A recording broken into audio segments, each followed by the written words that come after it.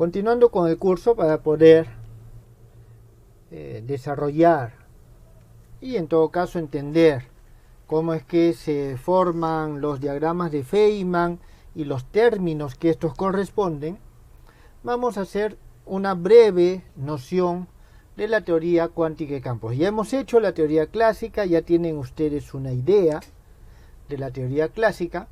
Ahora vamos a ver con la teoría cuántica de campos.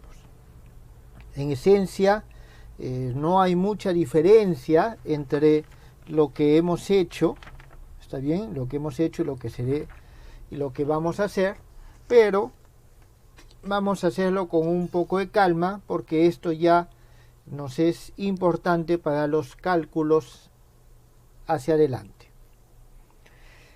Bien, en la teoría clásica de campos nosotros teníamos de que los campos o el valor del campo en un punto nos representaba una coordenada generalizada. En teoría cuántica de campos es lo mismo, ¿está claro? Entonces, en teoría cuántica de campos,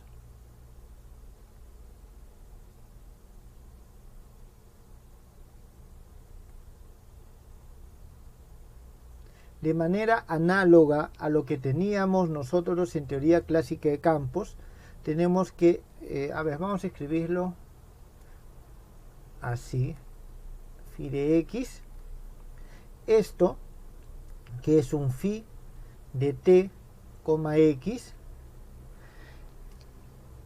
lo interpretamos como una coordenada generalizada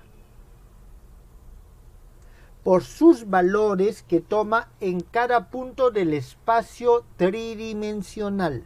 ¿Está claro? En cada punto del espacio tridimensional. Ahora, una de las diferencias que nosotros tenemos es que para la mecánica cuántica nosotros vamos a asumimos que esta phi de x pertenece a un espacio de Hilbert. Pertenece a un espacio de Hilbert. De Hilbert separable. ¿Está bien? De Hilbert separable. Y si es un espacio lineal, vamos a decir con base ortonormal,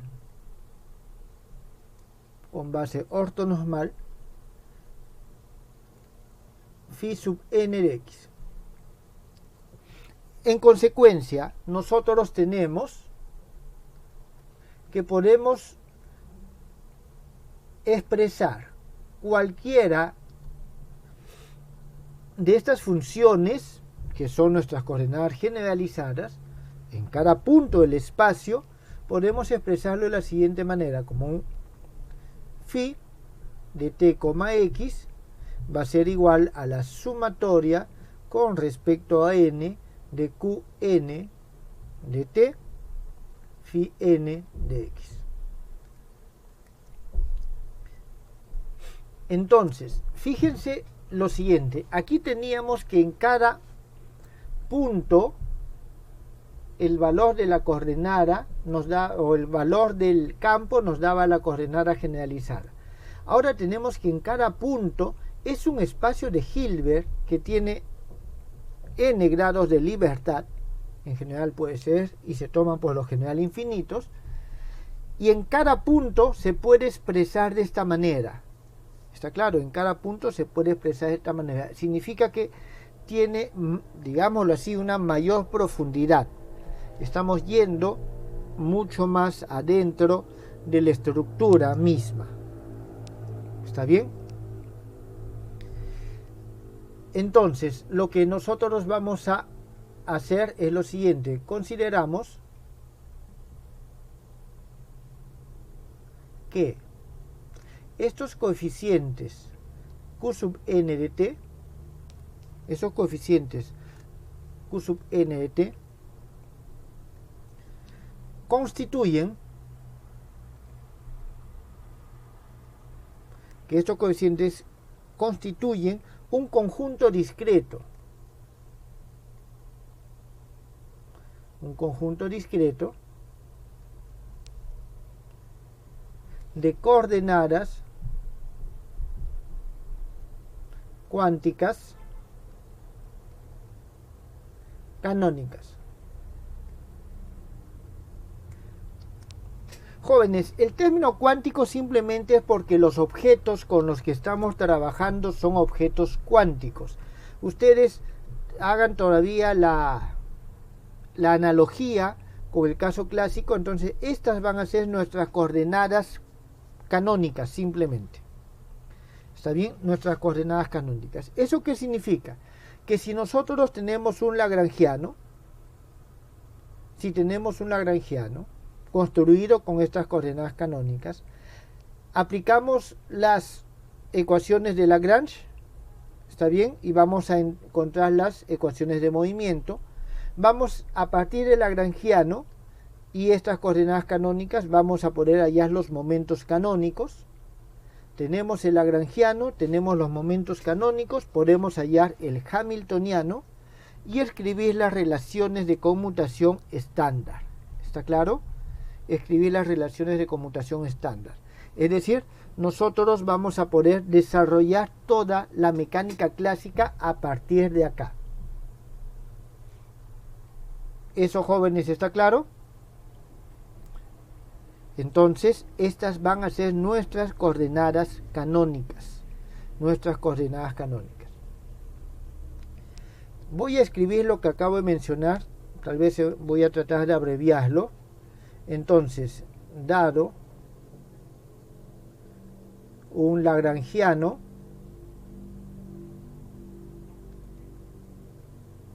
del sistema,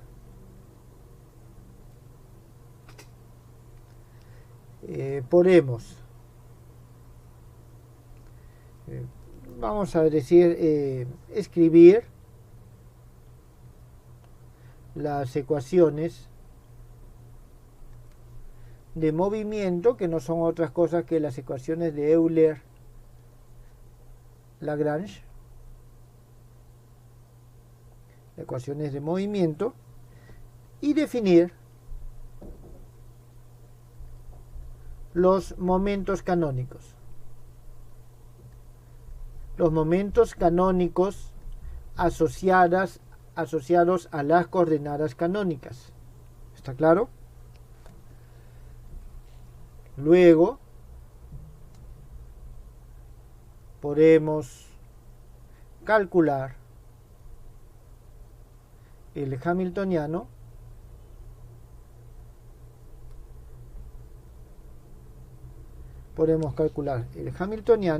y escribir las relaciones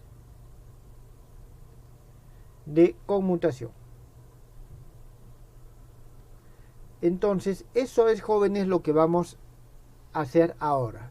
Ahora, estas relaciones de conmutación entre las coordenadas y los momentos. Es decir, relaciones de conmutación de coordenada con coordenada, momento con momento y coordenada con momento. Entonces, esto es lo fundamental de cómo vamos a construir esta teoría cuántica de campos. Repito lo que repetía con respecto a la teoría clásica que hicimos, o a esa breve reseña. La intención de esto no es hacerlo todo, no es hacerlo a profundidad, sino dar los elementos necesarios para que el cálculo no nos sea complicado y las interpretaciones que realicemos no sean afines, ¿está claro? Sean claras. Otra cosa que aquí es necesario es de que consideremos de que esto que está aquí es una transformación canónica. ¿Está bien? Entonces, si esta es una transformación canónica, la transformación canónica tiene inversa. y la inversa de esa transformación canónica va a ser lo siguiente, Qn de t, es decir, esta es mi coordenada canónica y estoy convirtiendo la coordenada canónica en esta función. Si yo tengo la función, ¿cómo hallo la coordenada canónica? Esa por medio de la transformación inversa, y debido a que estamos hablando de que esto es continuo, entonces esto va a ser si t, x phi n de x. Entonces esta es la transformación inversa, ¿está claro? Entonces de esta forma es que nosotros construimos nuestras coordenadas. ¿Estos qué son? No son otra cosa que los coeficientes de Fourier, jóvenes, porque estamos considerando que esta es la base ortonormal, este es su desarrollo. Entonces los coeficientes, los que mejor se aproximan, son los coeficientes de Fourier. Son los coeficientes de Fourier. Eso es lo que nosotros tenemos acá. Hasta aquí, jóvenes, ¿tienen alguna pregunta?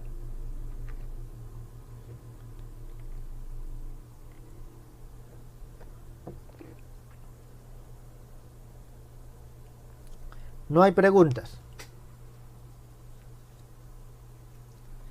Bien. Entonces continuemos. Continuemos. Estas son las premisas. Estas son las premisas. Ahora comencemos con la construcción. La construcción de la teoría. El lagrangiano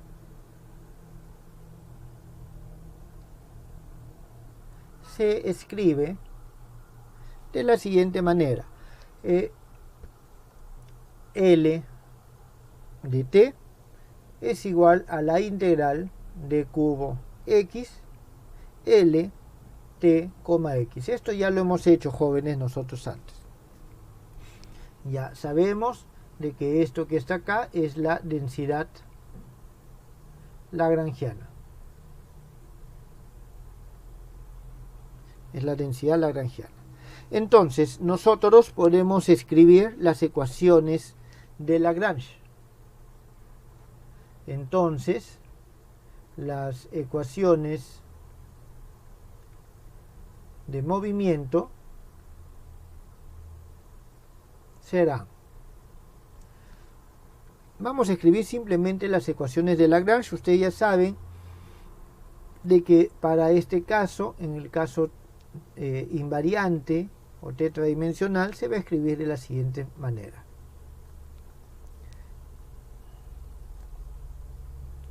Menos la derivada del lagrangiano con respecto al campo, y esto es igual a 0. Esta va a ser nuestra ecuación 2. Bien, ya tenemos el lagrangiano. Muy bien, ahí no hay nada nuevo, no hay nada que nosotros no conozcamos. Ahora, el momento conjugado a nuestro campo psi de, aquí es t, x, va a ser el siguiente. Lo voy a escribir aquí, lo voy a denominar como pi de t, x, y esto no es otra cosa que phi punto de t, x. Jóvenes, esto de mecánica clásica estamos haciendo todo lo que nosotros, repitiendo lo que ustedes ya conocen de mecánica clásica. Entonces, a partir de acá, nosotros podemos hallar las relaciones de conmutación. Vamos a poner coma. De donde las relaciones de conmutación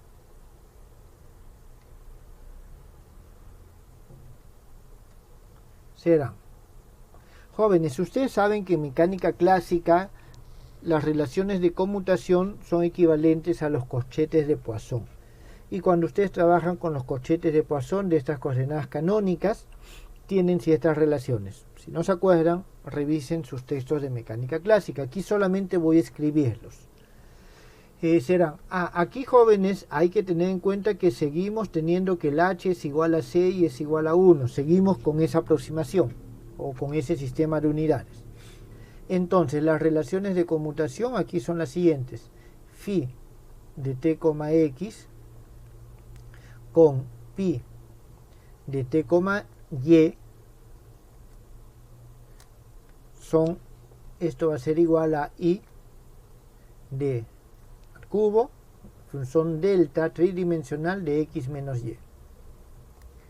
Aquí vamos a tener que si hacemos conmutar phi con tx y phi con ty, es decir, phi pero en diferentes puntos, esto es igual a 0. Tenemos phi, disculpen, aquí ya tenemos pi de tx con pi de ty, esto también es igual a 0. Estos por si acaso se denominan, en todo caso vamos a ponerlo así, se denominan conmutadores equitemporales.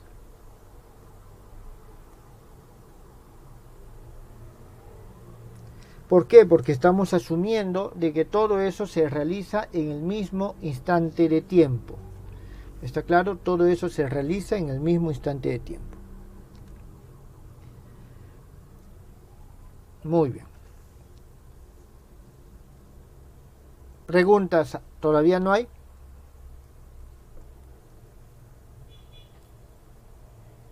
Profe, Sí, son los dígame. equivalentes al conmutador de X y P, ¿no? Claro, x y p, porque estamos hablando de que esta es la coordenada y este es su momento canónico. ¿Está claro? Entonces es como si fuese x y p. X y p. Profesor, buenas tardes. Buenas tardes. Bien, entonces, hasta aquí está claro. Bien, entonces, continuemos, jóvenes. Y ahora viene el primer campo que hemos hecho de los campos clásicos, es el campo escalar, y ahora también vamos a hacer el campo escalar. ¿Está bien? Vamos a hacer el campo escalar. ¿Qué es lo que tenemos? En primer lugar, tenemos una partícula sin spin y de masa m. Disculpe, no escuché nada. A ver, ¿es el único que no me escucha o los demás sí me escuchan? No, yo tengo, no sé si hace rato, está bien, profesor, no hay problema. Bien, jóvenes. Entonces, vamos a desarrollar el campo escalar. El campo escalar es el movimiento de las partículas sin spin. Entonces, vamos a poner así, sea una partícula de masa m y spin 0. Entonces se describe por la ecuación de Klein-Gordon, pero vamos a hacer lo siguiente: cuyo estado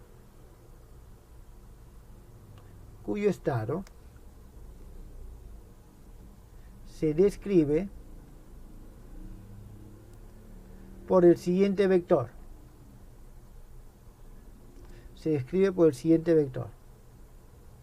Y aquí vamos a poner phi de t. Entonces, nosotros vamos a tener lo siguiente: la función de onda del espacio de configuraciones la vamos a expresar de la siguiente manera. La función de onda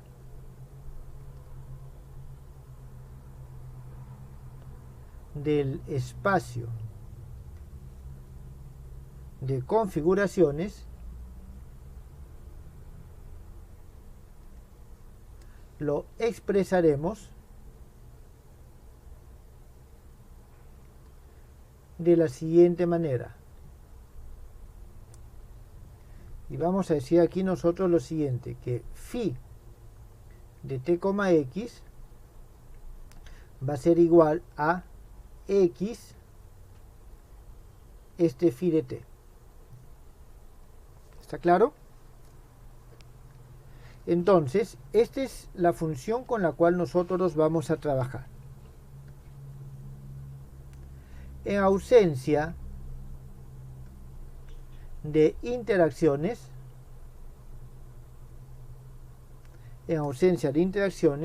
satisface la ecuación de Klein-Gordon. ¿Está bien? La ecuación de Klein-Gordon, es decir, la siguiente ecuación de mu al cuadrado más m al cuadrado de phi igual a 0. Esta va a ser nuestra ecuación 3. Entonces, todo lo que hemos hecho anteriormente en el curso de mecánica cuántica que nos lleva a esta ecuación, o lo que ustedes habrán visto tal vez en mecánica cuántica cuando llegaron a esta ecuación, esto se le suele llamar primera cuantización. ¿Está bien? Con la ecuación de Klein-Gordon, cuando se interpreta phi como partícula, surgen problemas en la interpretación, sobre todo desde el punto de vista, en primer lugar, de la energía, que se encuentran energías negativas. Pero hay un problema mayor. El problema mayor que surge es porque la interpretación que se le da a la función de onda como amplitud de probabilidad permite de que haya densidades de probabilidad negativas, es decir, una probabilidad negativa. Y una probabilidad negativa no tiene sentido. ¿Está claro? No tiene sentido. Por lo tanto, para poder superar ese problema, lo que se hace es que se considera no que es una sola partícula, como hemos puesto inicialmente, sino que es una teoría de muchas partículas. ¿Está claro? Es una teoría de muchas partículas. En cada uno de esos puntos no hay una, sino hay muchas partículas. Y eso es lo que vamos a hacer. ¿Cómo es que pasamos de una teoría de una partícula a una teoría de muchas partículas? Aquí nosotros hacemos lo siguiente. Desde el punto de vista, llamémoslo clásico, y cuando me refiero clásico me refiero a la mecánica cuántica que nosotros conocemos, se asume de que esto es lo que según Dirac es un C-número. ¿Está bien? Según Dirac este es un C-número. Para Dirac, ¿qué cosa es un C-número? Un número clásico. ¿Está bien? Este es un número clásico. ¿A qué se refiere? A que es un escalar clásico. ¿Es real o es complejo o es imaginario? Este es un C-número. Esto es, llamémoslo así, en nuestra teoría cuántica clásica. Entonces, lo que hace Dirac es, dice, no, esto va a ser un Q-número. Es decir, ya no es un número clásico, sino va a ser un número cuántico. Este número cuántico no es otra cosa que un operador. Es decir, la función de onda, que aquí ya era un número, una función, ahora va a ser un operador. ¿Está claro? Va a ser un operador. Esto ya es en la teoría cuántica de campos.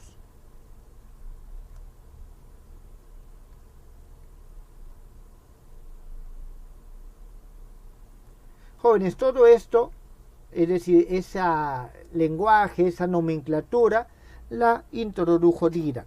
¿Está bien? La introdujo Dirac. Entonces, ya para pasar de esa concepción que tiene problemas de interpretación, vamos a dejar de considerarlo eso como un número ordinario, habitual, clásico, y vamos a considerarlo como un número cuántico. Un número cuántico es un operador. ¿Está bien? Es un operador en el espacio de Fock. Es un operador en el espacio de Fock. ¿Qué cosa es un espacio de Fock? Un espacio de Fock es un espacio de Hilbert que se construye como la suma directa de productos tensoriales de otro espacio de Hilbert definido.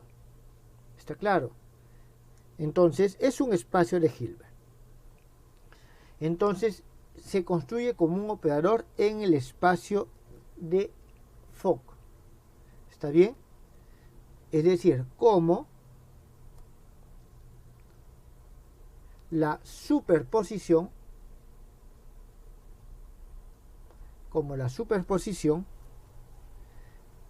de las partes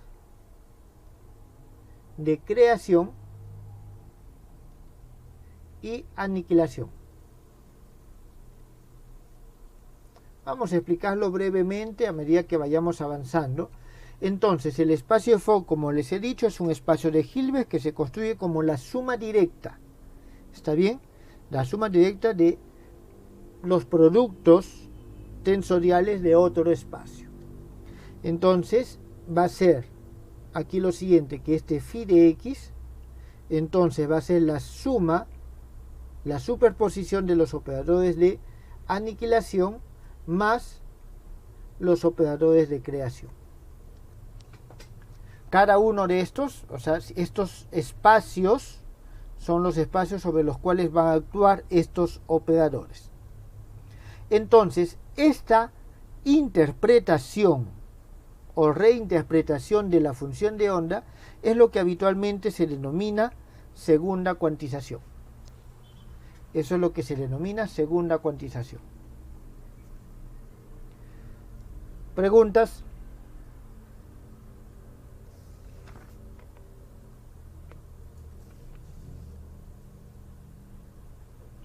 ¿Podría explicar de nuevo el espacio de Fock? No entendí muy bien, profe. A ver. Vamos a verlo mejor con el desarrollo mismo.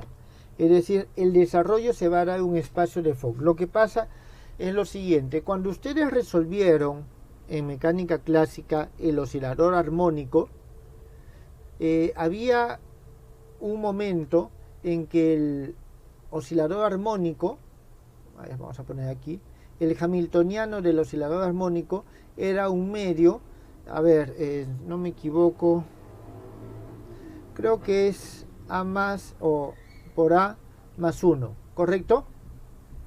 Esto era el hamiltoniano del oscilador armónico, se podía expresar de esta manera. Y estos nos representaban los operadores de subida y de bajada del número de partículas o el número de estados. Yo estaba en un estado y me subía a un estado, me bajaba a un estado. Entonces, aquí yo tengo que esto es un producto de operadores y este producto, en este caso, está bien, va a actuar sobre un producto de funciones. Por eso es que anteriormente dijimos que era un espacio de Hilbert separable. Entonces, cada uno de estos va a actuar sobre su espacio correspondiente. ¿Está bien? Va a actuar sobre su espacio correspondiente. Entonces, acá lo único que tenemos es, digamos, el espacio inicial.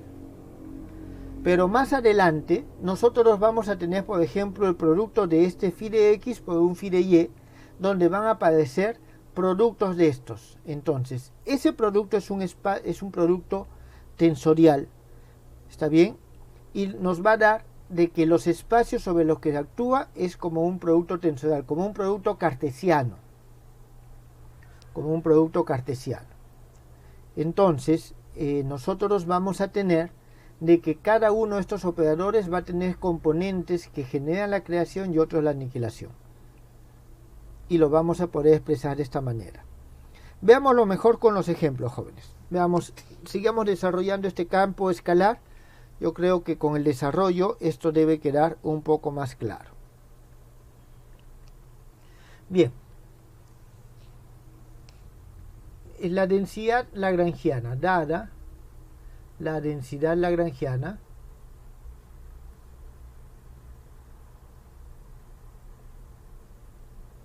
Como estamos trabajando con el campo escalar, vamos a trabajar con una forma parecida a la que teníamos y vamos a tener un medio, tenemos derivada de mu phi, vamos a poner así, derivada de mu phi menos m cuadrado phi. Jóvenes, a ver, aquí en este phi hay estos operadores de creación-aniquilación y en el otro phi también. Significa que voy a tener productos de operadores de creación y aniquilación. ¿Está claro? Voy a tener productos de operadores de creación-aniquilación. Esos productos tienen que tener un orden. Entonces, yo voy a poner estos dos puntos y lo que se encuentre entre los dos puntos tiene que tener ordenados los productos de operadores de aniquilación y creación, de tal forma que los operadores de aniquilación se encuentren a la derecha de los operadores de creación. ¿Está claro? A ver, voy a escribirlo mejor. Lo que se encuentra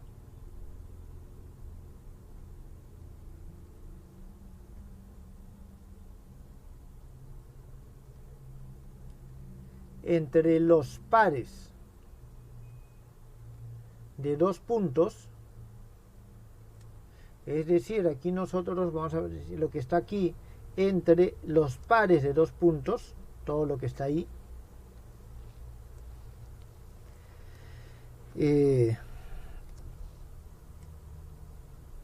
debe colocarse de tal manera que los operadores de creación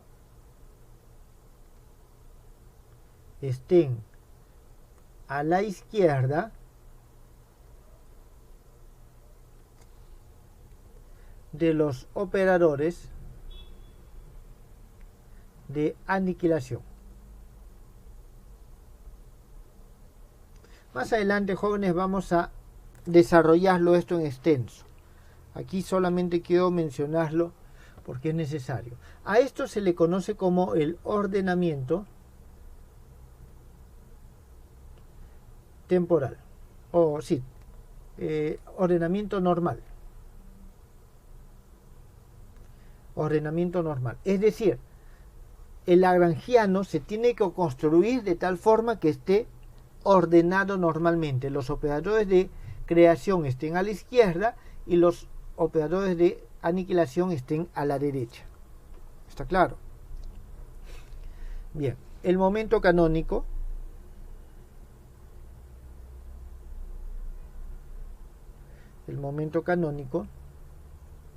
en este caso va a ser el siguiente. Vamos a tener un pi de x que va a ser igual a la derivada del lagrangiano con respecto a phi punto, y esto, si nosotros los derivamos, esto sale 0. Aquí vamos a tener dos veces que se va a ir con esto un medio y simplemente vamos a obtener phi punto. ¿Está bien? Vamos a tener solamente la derivada temporal. Este phi punto, jóvenes, nos implica derivada temporal. ¿Está bien? Solamente es la derivada temporal. Y las relaciones de conmutación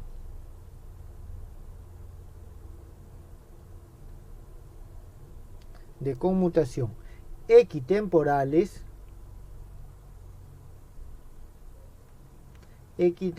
son. Más adelante vamos a ver qué es lo que pasa también con los tiempos. En este momento estamos solamente en el mismo tiempo. En este caso vamos a tener lo siguiente. Phi de t, x y phi de t, y. Esto nos va a dar 0. Tenemos phi punto de t, x por phi punto de t, y. Jóvenes, phi punto es el momento canónico en esta teoría. Esto es igual a 0.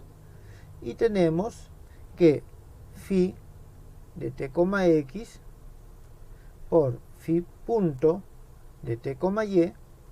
Esto nos va a dar un i delta al cubo de x menos y. Esto es 4.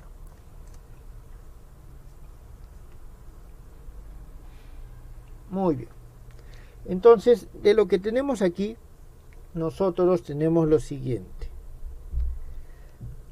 Vamos a hacer ahora una transformada de Fourier.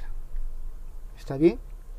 Vamos a expresar nuestra función como una transformada de Fourier para poder ver cómo aparecen estos operadores.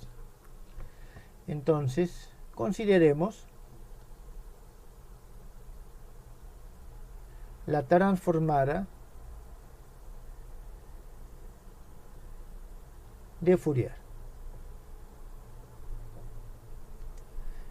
En la transformada de Fourier nosotros vamos a tener de que esta función phi de x es igual a 1. La transformada de Fourier es tridimensional, por eso aquí aparece a la 3 medios. Esta integral, jóvenes, es por todo el espacio. Tenemos en este espacio de momentos sobre la raíz cuadrada de 2 omega k. Y aquí vamos a tener un e a la menos i k x más un e a la más i k x. Cada uno de estos va a estar acompañado de un coeficiente. Este va a ser el a k y este va a ser el a daga k. Se demuestra, jóvenes, de que estos son conjugados esmíticos, está claro. Y esto evaluado en K0 igual a WK. Significa que esta WK nos está representando la energía. ¿Está claro? Nos está representando la energía. Es decir, K sub 0 es igual a este WK, que va a ser igual a la raíz cuadrada de K por K más M al cuadrado. ¿Está bien? Entonces, si nosotros consideramos de que el phi podemos expresarlo de esta manera y reemplazamos en estas relaciones de conmutación, vamos a obtener las siguientes relaciones de conmutación para estos términos. Entonces, obtenemos las siguientes relaciones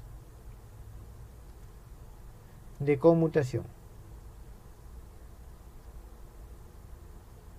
Las relaciones de conmutación. Y vamos a tener lo siguiente. A K por A daga P. Jóvenes, este P es otro coeficiente. Ya saben de que K tiene dimensiones de momentos, esta P también. Así que es notación nada más. Esto va a ser igual a un delta cubo de K menos P. Vamos a tener de forma análoga a K. Aquí vamos a tener a P. Y esto va a ser 0. Vamos a tener aquí a daga K, a daga P. Y esto va a ser 0. Todo esto es 5. Entonces, estas relaciones son el análogo de las relaciones de conmutación de los operadores escalera que se encuentran en el oscilador armónico simple en la mecánica cuántica. Es lo que les mencioné hace un momento. ¿Está claro? Pero esta es la extensión continua. En ese caso lo que se obtiene son deltas de Kronecker. Aquí tenemos funciones deltas de Dirac. ¿Está bien? Entonces, nosotros podemos interpretar estos operadores A y A daga de forma análoga a como teníamos nosotros el operador Este es que me subía a un nivel y este me bajaba un nivel. ¿Está claro? Eran operadores que nos subían los niveles o nos bajaban los niveles energéticos del oscilador armónico. Entonces, aquí nosotros vamos a tener lo siguiente. Este A de K va a ser un operador. Es un operador que no solamente baja el estado de energía, sino que va a aniquilar. ¿Está bien? Vamos a ponerlo así. La aniquilación completo. Es decir, los operadores escalera de mecánica cuántica me subían o me bajaban la energía. ¿Está claro? Esto me va a eliminar por completo todas las características. ¿Está bien? ¿Eso qué significa? Que destruye el cuanto. Que destruye el cuanto. ¿Está bien? De momento K. Por lo tanto, si tengo un cuanto en momento K y le aplico este operador, el cuanto en momento K desaparece, es destruido. Por eso se llama operador de aniquilación. Y este adaga, que es el operador conjugado a la, es un operador de creación. No solamente me sube el nivel energético, sino todas las características. ¿Está claro? Este operador, ¿qué es lo que hace? Digámoslo así, llama a la existencia al cuanto. ¿Está bien? Hace que aparezca un cuanto, genera un cuanto. Entonces, nosotros tenemos que estas son las interpretaciones que tenemos de estos elementos.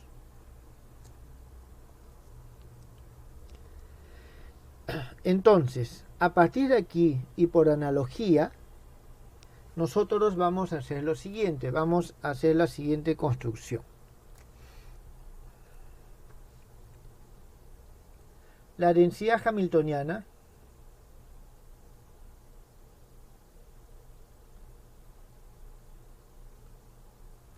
para este caso la vamos a definir de la siguiente forma. H va a ser, H de X va a ser igual a un pi de X, phi punto de X, menos L de X.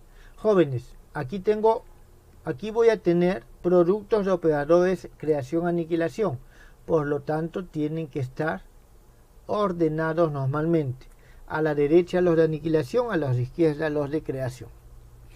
El L, jóvenes, ya tiene en su definición ese ordenamiento. Entonces, esto nos va a dar un medio, ya cuando operamos, phi punto al cuadrado, más, aquí vamos a tener nabla phi al cuadrado, más m al cuadrado, phi al cuadrado. Esto también, jóvenes, ordenado normalmente. Esto, jóvenes, sale porque tengo, este es phi punto por phi punto, aquí tengo el phi 0, que es la derivada con respecto al tiempo, y aquí tengo las otras coordenadas. Tenemos las otras coordenadas. Entonces, a partir de este momento, nosotros podemos evaluar el hamiltoniano. En consecuencia, el hamiltoniano, ya el hamiltoniano va a ser igual a la integral de al cubo x, h de x, y esto va a ser igual a la integral de al cubo k, b doble k. Estoy reemplazando los valores de acá, estos valores estamos reemplazando, y vamos a obtener, utilizando las relaciones de conmutación, lo siguiente: A más de K a K. Fíjense de que están ordenados normalmente y eso se obtiene de esta forma. Jóvenes, estos pasos ustedes deben de desarrollarlos.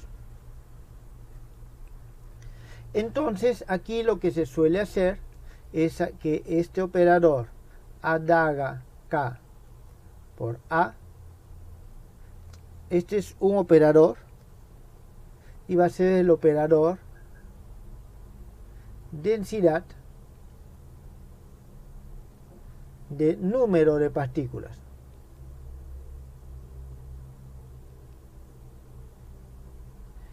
¿Está bien? Densidad de número de partículas en el espacio de momentos. En el espacio de momentos. Y este omega K es la energía asociada de la energía asociada al momento K. La energía asociada al momento K. ¿Alguna pregunta ahí? Bueno. Este hamiltoniano, jóvenes, por si acaso, es un operador que es definido positivamente. ¿Está bien? Es un operador definido positivamente. ¿Cómo nos damos cuenta que es un operador definido positivamente? Vamos a escribirlo. H es un operador definido positivamente.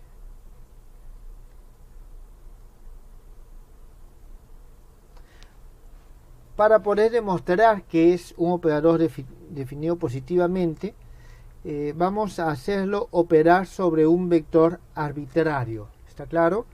Es decir, vamos a tener que este H está actuando, vamos a ponerlo así, sobre ese vector que es arbitrario.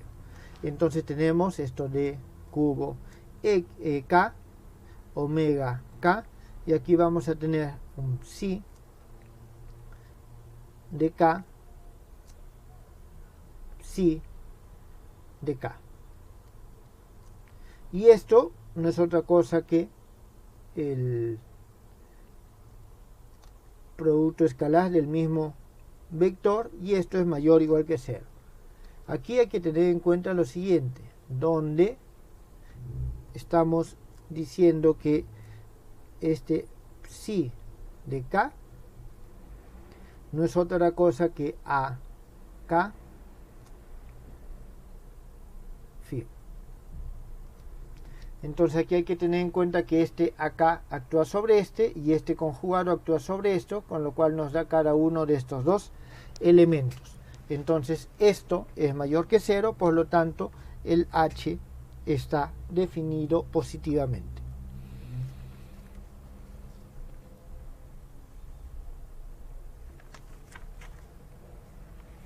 Bien.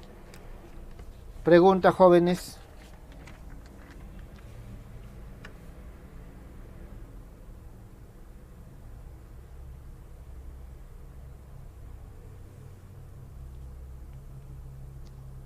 ¿Ninguna todavía? Continuemos entonces. En muchas ocasiones, y más adelante vamos a ver que es fundamental, es importante calcular el producto ordenado temporalmente. Hasta el momento todos estos operadores, todos estos conmutadores están asumiendo que son en el mismo instante de tiempo. Por eso se habla de equitemporales. Sin embargo, más adelante, y de hecho en los fenómenos físicos reales, hay una secuencia temporal. No podemos obviarla, no podemos evadirla. Por eso es necesario ordenarlos temporalmente. ¿Está bien? Entonces, para eso Vamos a ver. Aquí lo quiero hacer de forma informal. Introducimos un operador temporal. Más adelante lo vamos a hacer con un poco más de rigurosidad. Aquí simplemente quiero avanzar para mostrarles. Entonces tenemos este operador temporal de psi de x, psi de y, va a ser igual a lo siguiente: a phi de x multiplicado por phi de y por la función de Heaviside x0 menos y0. Jóvenes, esta es la función escalón. Esta es la función escalón con respecto a los argumentos temporales. Más, y voy a tener phi de y, phi de x, teta y0 menos x0. Entonces, si es que el x temporalmente es posterior al y, tenemos esto. Caso contrario, tenemos esto. ¿Está bien? Entonces, ese es un operador temporal. Más adelante vamos a trabajarlo con más detalle. Vuelvo a repetir. Ahora solamente quiero mostrarle algunas relaciones fundamentales que ya cuando veamos con detalle este operador temporal, las pasaremos un poco más rápidamente. Entonces, aquí hacemos lo siguiente. Derivamos respecto a x sub 0 o a x0, ¿está bien? A la derivada temporal. Entonces vamos a tener lo siguiente: la derivada con respecto a x0 de este producto temporal, phi de x, phi de y, va a ser igual a lo siguiente. En primer lugar, voy a derivar de cada uno de los factores. Entonces dejo phi de x, phi de y tengo la derivada de la función de Heaviside. La derivada de la función de Heaviside no es otra cosa que la función delta. ¿Está bien? No es otra cosa que la función delta. Más, aquí vamos a tener lo siguiente, más t phi punto x, phi de y. Entonces esto es 8. Vamos a tener nosotros que la primera derivada toma esa forma. ¿Está claro? La primera derivada toma esa forma. Jóvenes, tengan en cuenta que estoy derivando con respecto a x. ¿Está claro? Estoy derivando con respecto a x. Por lo tanto, solamente derivo esta parte. Solamente derivo esta parte. No derivo la otra. Vamos a ver qué es lo que se obtiene acá. De 4, de la expresión 4. ¿Y cuál es la expresión 4? A ver, vamos a recordar cuál es la expresión 4. ¿Dónde estás? Aquí está la expresión 4. Son las relaciones de conmutación. Solamente estas relaciones de conmutación son distintas de 0 si es que tengo phi y phi punto. ¿Está claro? Entonces vamos a tener nosotros lo siguiente: de que, a ver, phi x multiplicado por phi y, está bien, esta relación de conmutación x0 menos y0, esto es igual a phi de x0, x, phi de x0, y. Es decir, son en tiempos distintos, está claro, son en tiempos distintos. Este delta nos lo lleva al mismo instante de tiempo. Nos lo lleva al mismo instante de tiempo. Y esto por delta, aunque ya aquí ya no hace falta ese delta. Y en todo caso esto va a ser igual a 0 por la regla de conmutación 4. ¿Eso qué significa? Que este primer término, cuando nosotros ya vayamos a trabajar las relaciones, va a desaparecer. ¿Está claro? Es decir, este primer término desaparece. Derivamos nuevamente por x0. Derivemos nuevamente por x0. Derivando, hallamos lo siguiente. En este caso vamos a tener la segunda derivada con respecto a x0 de este producto normal, phi de x, phi de y. Y aquí vamos a tener nosotros lo siguiente. Phi punto, ya estamos derivando esta segunda parte, ¿está claro? Es decir, solamente esto que nos interesa. Phi punto, phi, un momentito, este es x, démosle su espacio para el x, este es y. Un momentito, ya, sí.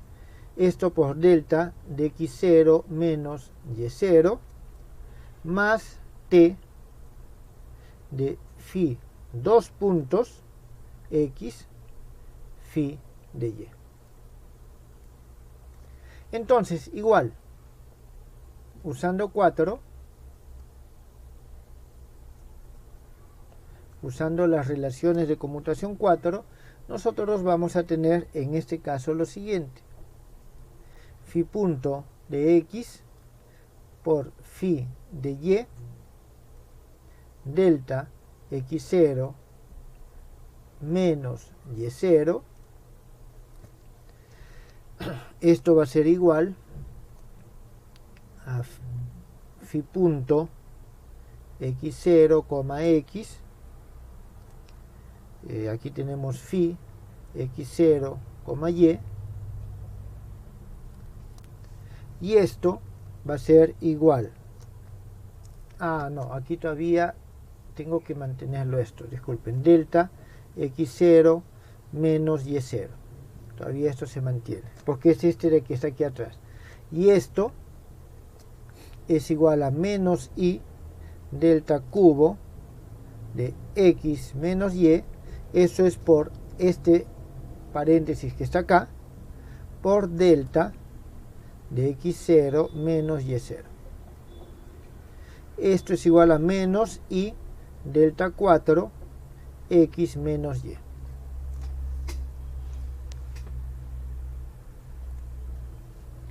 Entonces, ¿por qué estamos haciendo todo esto? Ahora vamos a aplicar sobre este producto nuestra operación de Klein-Gordon. ¿Está claro? Entonces, las derivadas espaciales son indiferentes con respecto al ordenamiento temporal, es decir, no afecta el ordenamiento temporal. Por lo tanto, nosotros podemos escribir lo siguiente.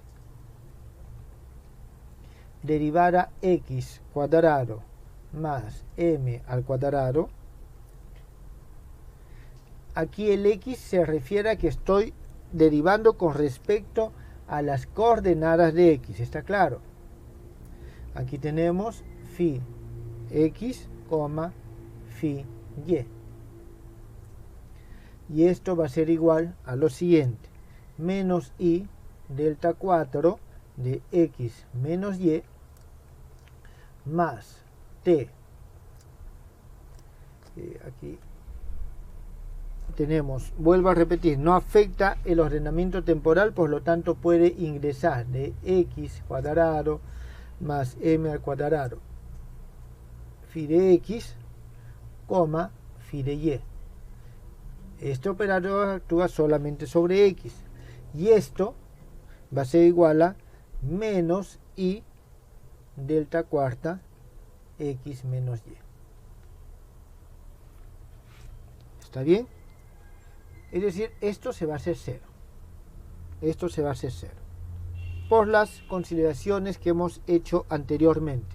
Por la derivada y el m al cuadrado, la forma que toman, y porque satisfacen la ecuación de Klein-Gordon. Satisfacen la ecuación de Klein-Gordon. Esta es nuestra expresión 9.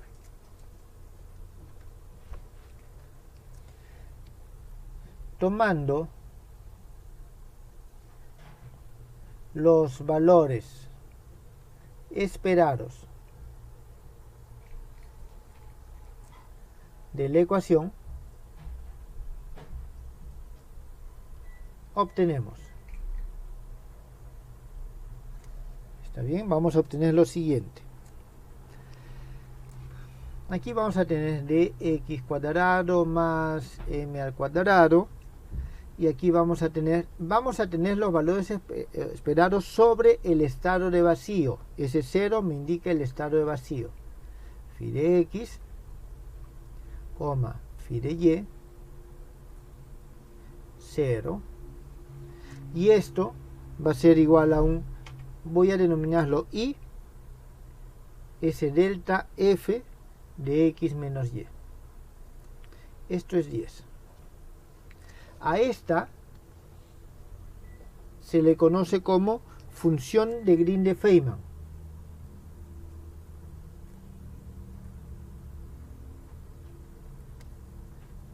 Función de Green de Feynman.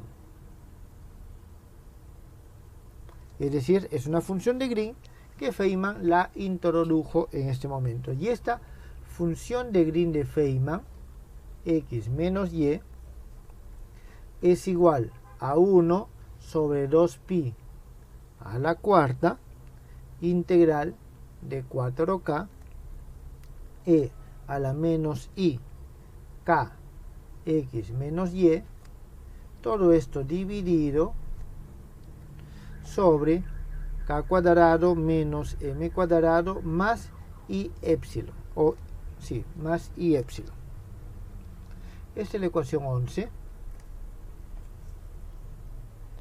Entonces, aquí nosotros vamos a tener que, para poder calcularlo, vamos a tener que utilizar teorema del resto.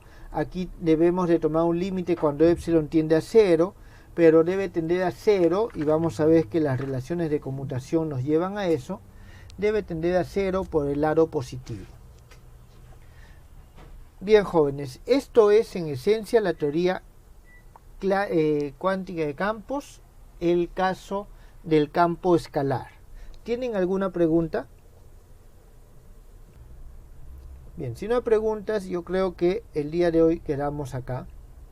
La próxima clase haremos también de forma breve y rápida el campo electromagnético y el campo espinorial. Sobre todo, necesitamos llegar a esta función de Green correspondiente a cada uno de esos. Ves la interpretación de estos operadores de aniquilación-creación y cómo es que se relacionan. Aunque esto lo vamos a hacer de nuevo. Toda esta parte temporal lo vamos a hacer de nuevo. Más que todo son estas relaciones que nos van a servir, que las vamos a utilizar más adelante, pero lo que quiero es que sepan de dónde están. Es decir, esta descomposición también la vamos a utilizar. Quiero que sepan de dónde viene esta descomposición.